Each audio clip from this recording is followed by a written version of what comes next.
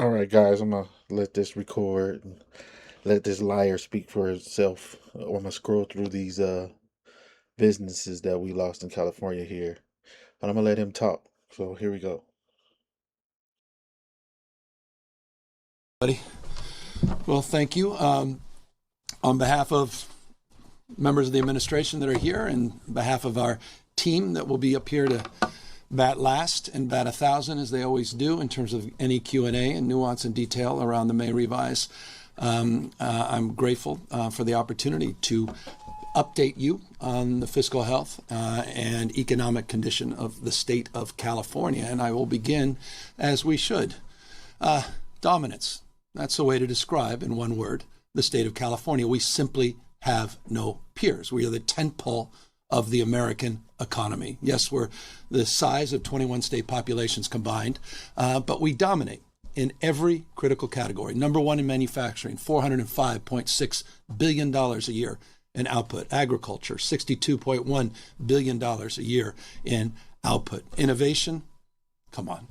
IPOs, venture capital, we're going to have 3 major IPOs later this calendar year. No one competes with the state of California, including on the issue of job creation. Just think about this. Since 2019, there is not a jurisdiction in the United States of America, not one of the 49 other states, that came close to outperforming the economy of the state of California. Our economy grew, a $3 trillion economy in 2019 to $4.25 trillion, grew by roughly 40% over the course of the last 7.5 or so years. We went from actually being number 2 in the number of Fortune 500 companies, and this is an updated talking point for the folks out there that are still stuck on the old talking points. We have more Fortune 500 companies than any other state in the nation, and more than we did many years ago, 49 to 58. We rank number 1 in terms of the number of Fortune 500 companies. You see here that validation in the headline from Fortune magazine, taking over that spot from New York and Texas. 2/3, and this is significant, of the investment in venture capital, which last year broke records, $106 billion. 2/3 of it are invested back in to California-based companies. That's an important stat. $106 billion record amount of investment in venture capital. That money's not flowing out of the state because the talent and the innovation and entrepreneurial spirit resides within the state. Here is a proof point of that. Just consider from 2019 to September of 2025, the number of business starts. They don't often talk about the number of businesses that start, the next Apple, the next Genentech. We have over 400 unicorn companies in the state of California. No one comes close. Those are the companies worth over $1 billion. California has no peers. We dominate in every one of these critical categories.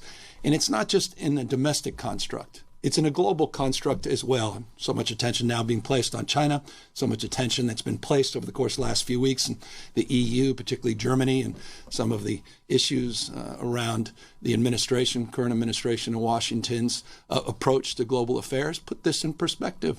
I referenced that 40% growth in California. Compare that since 2019. We have no peers in the developed world, not just in the other 49 states. You can see the United States, 15.1% growth, 40% growth in the state of California, 32 in China, 16 in Germany. What's interesting about Germany, what's interesting about China, and what's interesting about the United States is they have something else in common. We dominate in research and development. It's a formula for success. Our success is not by chance, it's by design. And research and development is foundational to the success of this state and our economy. 21% in China of the world's R&D, 20-ish in Germany, 18% of the world's research and development. Just here in one state, our state, the state of California. With respect to those with California derangement syndrome, it's time to update your talking points. And it's time to tell the truth to the American people. California dominates. We have no peers. With that, we also are mindful of the headwinds out of Washington, D.C. All right, so there you have it. I showed you a little list of what he's talking about. R&D jobs aren't anything, but that's our governor talking about the success of California. As you can see, since 2021, 352 corporate headquarters jobs left. Thousands of jobs gone. I don't think that cheese factory is on this list. The world's largest cheese factory is gone. All those jobs are impacted. The truckers, all of those are gone. So you guys tell me, is he telling the truth or is he lying to us? This is the California derangement syndrome he's talking about. Look at the list.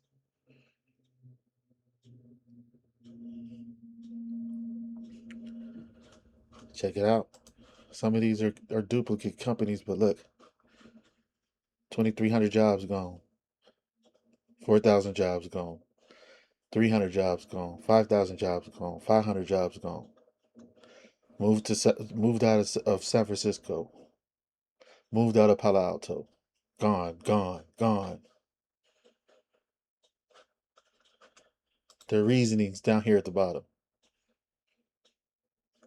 High corporate income tax, 13%. We pay the highest taxes in everything in California. And I mean everything. So you guys let me know if he's telling the truth. I'd like to thank you for watching. Like, comment, and subscribe if you like this content. Thanks.